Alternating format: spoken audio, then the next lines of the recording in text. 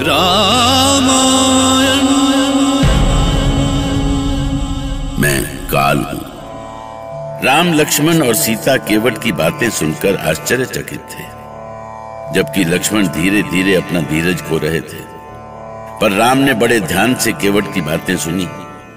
केवट तो ऐसे ही अवसर की ताक में था कि वो किसी तरह प्रभु के श्री चरण छू सके और उनका आशीष ले सके।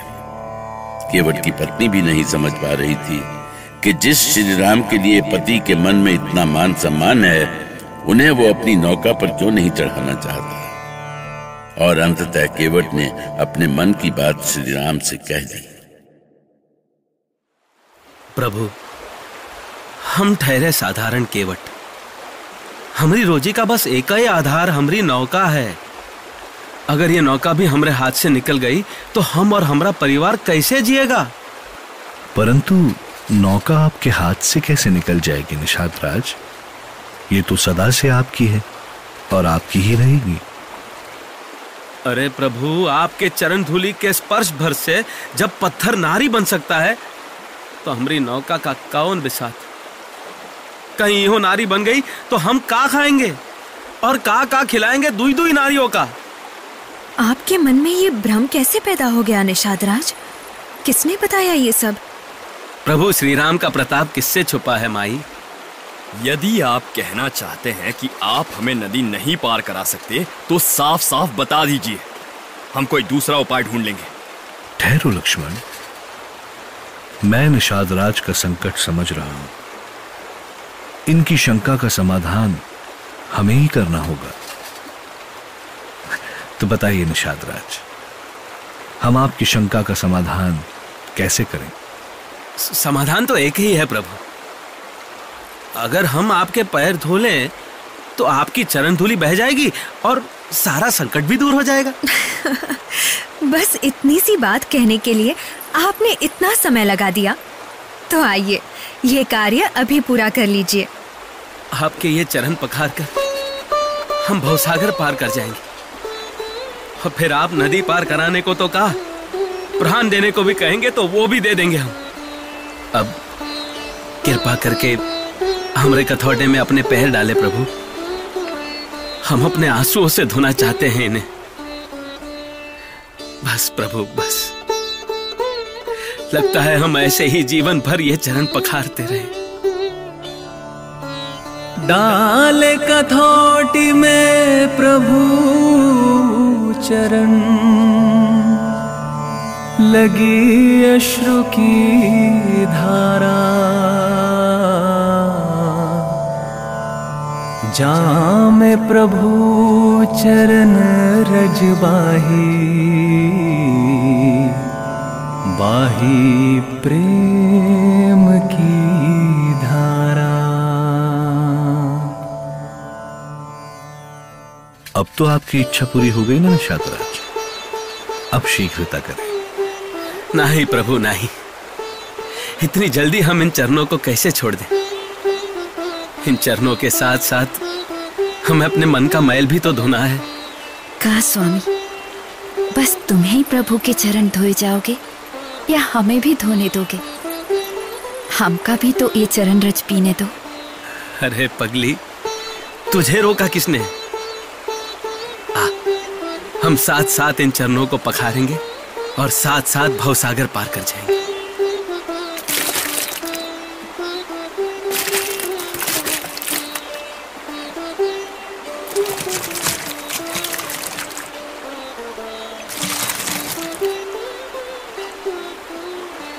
हमारा जीवन धन्य हुआ प्रभु।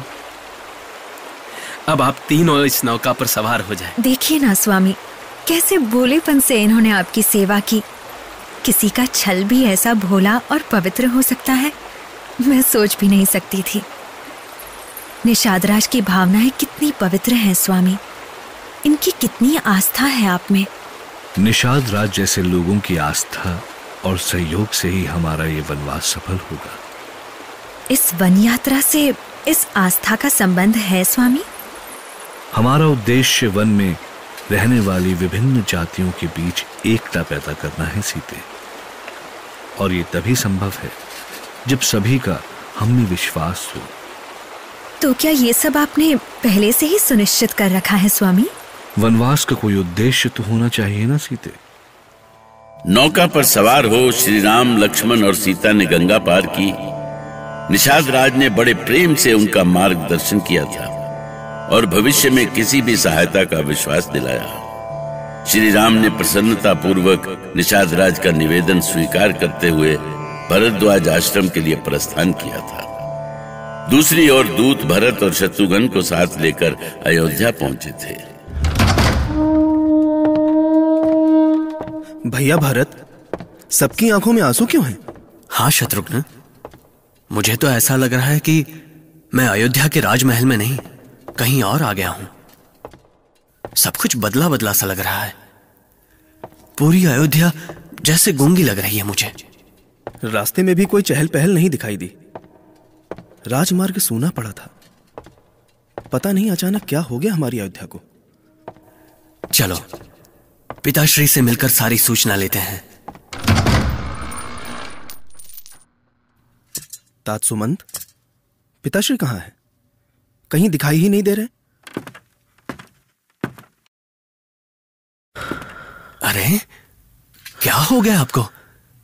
आप रो क्यों रहे हैं तात? कहां है पिताश्री? महाराज के बारे में आपकी माता श्री ही बताएंगी कुमार।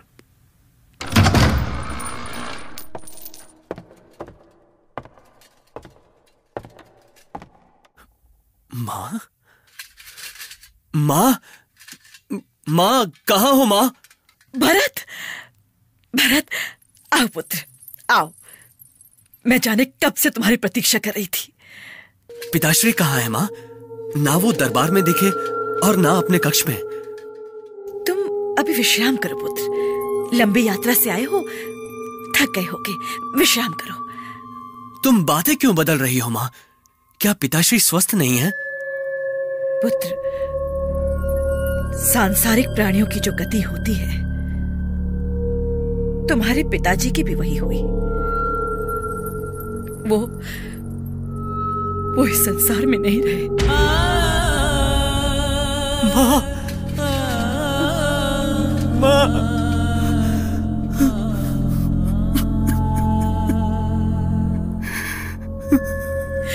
पुत्र, क्या हुआ पुत्र? क्या हो गया तुम्हें भरत? तुम कुछ बोलते क्यों नहीं? भरत, तुम्हारे जैसा वीर पुत्र धीरज खो देगा तो अयोध्या का क्या होगा? मां, बोलने के लिए अब कुछ नहीं रहा, कुछ नहीं रहा। मृत्यु तो अटल सत्य है पुत्र, उसे कौन टाल सकता है? जो होना था वो हो गया। तुम्हारे शोक करने से वो लौटकर नहीं आने वाले।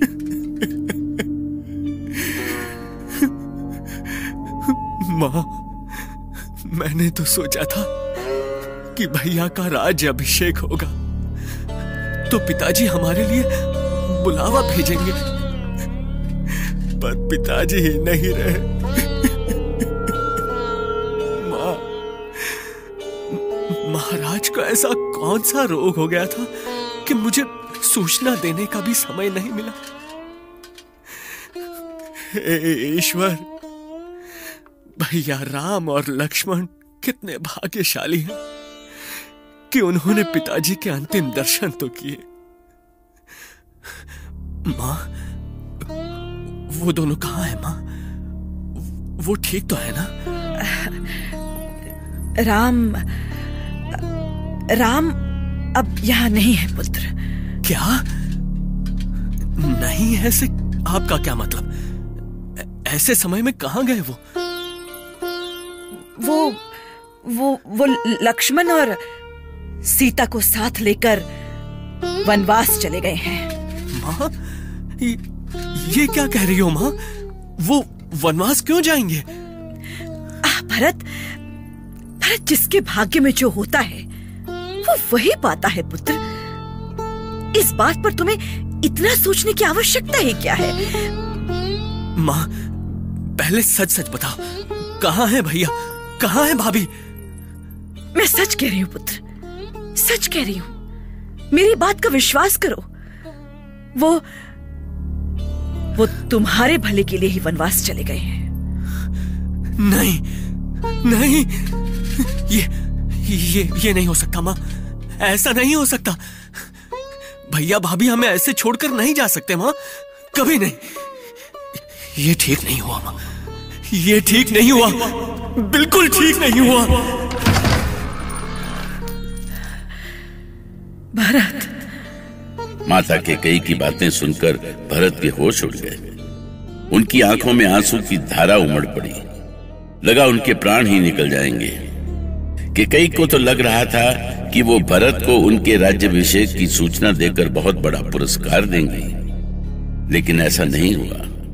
वो तात तात पुकारते हुए मूर्छित होकर गिर गए। राम